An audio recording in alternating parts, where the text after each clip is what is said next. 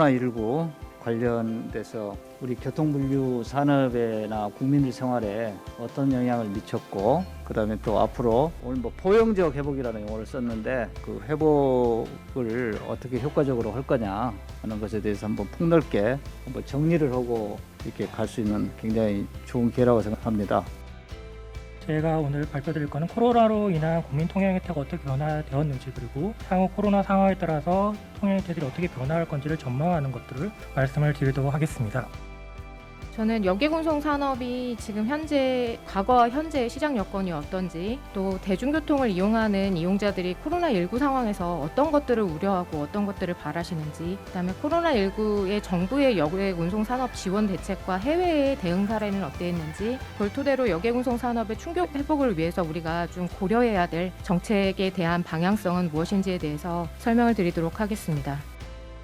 물류 부분은 앞서 이제 대중교통이나 여객교통과 달리 코로나가 발생을 하면서 오히려 물동량이 늘고, 그러면서 늘어나는 물동량을 어떻게 이제 사회적으로 수용할 것인가, 그런 부분에서의 정책 방안으로 주로 정리를 했습니다. 발표할 내용은 처음에 비대면 경제가 도래하면서 생활물류에 어떤 영향이 왔는지에 대해서 살펴보고요. 코로나19가 발생을 하면서 생활물류 부분에 있어서의 어떤 거시적인 부분에 있어서의 영향, 그리고 세 번째는 미시적으로 실제 이용자의 행태가 어떻게 변화했는가를 설문조사를 통해서 살펴봤고요. 네 번째는 이러한 이제 분석을 통해서 장래 전망을 하고 장래 전망치를 토대로 해서 과연 우리가 이런 전망에 대한 전망치를 수용할 수 있을 것인가에 대한 그런 부분들을 판단을 해보고, 마지막으로 생활물류 시스템의 공급 및 개선 정책을 발표하도록 하겠습니다.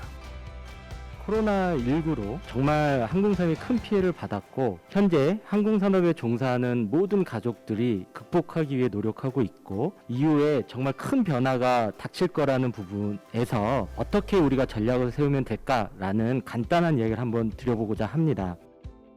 교통 분야는 코로나 극복을 위해서 크게 두 가지 차원에서 노력을 하고 있습니다. 먼저 교통수단과 교통시설을 통해서 코로나 확산이 발생하지 않도록 하는 일, 그리고 코로나로 인해서 어려움을 겪고 있는 교통산업과 교통업계가 코로나 종식 때까지 버틸 수 있도록 지원하는 일, 이를 통해서 교통서비스가 코로나 이전 수준까지 회복하는 것, 더 나아가서는 개인 이용자의 모빌리티가 극대화되는 수준까지 지원하는 일을 하고 있습니다. 이에 대한 정부의 노력을 설명드리도록 하겠습니다.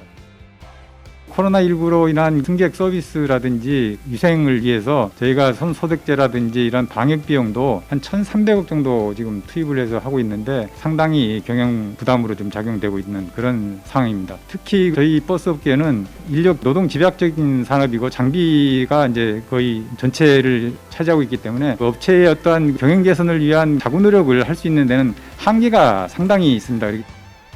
폭발적 이동 물량 증가에 따라서 그 재반 문제가 말씀하신 대로 많이 노출되고는 있는데, 이게 기업이나 종사자, 정부만이 문제가 아닌 것 같습니다. 이해관계자들이 워낙 많아서 이러한 현상은 저는 개인적으로 좀 자연스럽다고 생각됩니다. 이슈가 많이 노출돼야지 해결이 되지, 이슈가 수면 밑으로 들어가서는 해결되지 않는다는 생각도 해봤습니다.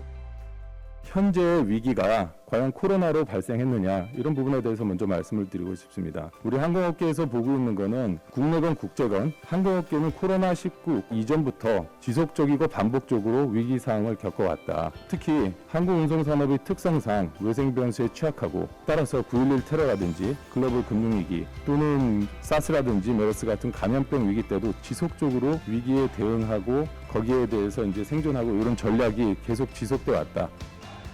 양극화 극복 방안이 동시에 모색될 필요가 있다는 말씀을 드립니다. 무슨 얘기냐면, 팬데믹이 생기면서 일시적으로 경기가 굉장히 안 좋아졌었습니다. 그리고 어떻게 회복될 건가라는 이야기를 하면서 L자형, U자형, V자형, 나이키형 굉장히 많은 예측이 있었는데, 지금 와서 보는 것은 K자형 회복이다라는 이야기를 많이 합니다. K자형 회복이란 건 뭐냐면, 잘 사는 사람들은 더 잘 살게 됐고 못 사는 사람들은 더 못 살게 됐다라는 부분이거든요. 그렇다 그러면 교통 분야에서는 약자에 대한 우선 정책이 필요하다라는 말씀을 드립니다. 일단 우리나라 교통의 기본적인 시스템이라고 하면은 1970년대 80년대를 거치면서 굳어진 지나친 저운임 의존 구조가 저는 이 코로나 사태 속에서 이거의 한계를 드러냈다고 저는 이렇게 생각을 해보고 싶습니다. 우리가 오늘 토론 주제가 포용적 회복이라는 건데, 그러면은 제가 방금 전 저운임을 말씀드렸다고 그래가지고 아니 그러면은 뭐 요금을 엄청 올려가지고 국민의 부담을 지우라는 거냐? 아닙니다. 그래도 상식적인 산에서 사회적인 합의를 거쳐가지고 교통사업자가 벌 수 있는 만큼은 벌게 해주자라는 겁니다. 공공이라는 이름이 겉으로 보기에는 좋은데 공공이라는 이름이 마냥 좋은 것만은 또 아니거든요. 민간의 창의가 들어가야 되고요. 자유시장 경제체제에서는요, 다양한 시도가 있어야 되고요. 그리고 경쟁이 있어야 됩니다. 그런데 공공이라는 이름이 무조건 선인 마냥 그렇게 내세우는 것에 대해서는 저는 그건 좀 경계를 해야 된다고 생각을 하거든요. 교통수요 감소에 따른 교통 분야 피해업계 지원과 관련해서는 교통수요 직접적인 감소에 따른 대중교통 체계의 위기라든가 아니면 영세한 여객운송업계가 겪는 어려움이 심화되는 경우에 국민들의 일상적인 이동에 대한 불편함이나 기업 활동에 대한 제약과 같은 국민 편익 감소의 문제가 있고, 더 나아가 대중교통 체계가 악화되면 또 자동차 이용 중심으로 바뀌는 문제가 결국은 기후변화 대응이라든가 지속 가능성에 대한 어떤 악영향을 미치는 문제가 있습니다. 그래서 정부에서도 이제 위기에 직면하고 있는 여객 운송업이나 항공산업에 대해서 직접적인 지원 정책을 마련하고, 대중교통 방역에도 아까 이제 정부에서도 발표를 했지만 특히 유의하는 한편 경제의 전체적인 수요 진작을 위한 재난지원금 지급 등 다양한 정책을 추진하고 있으면서 앞으로도 이제 적극적으로 대처를 해 나갈 필요가 있다고 생각합니다.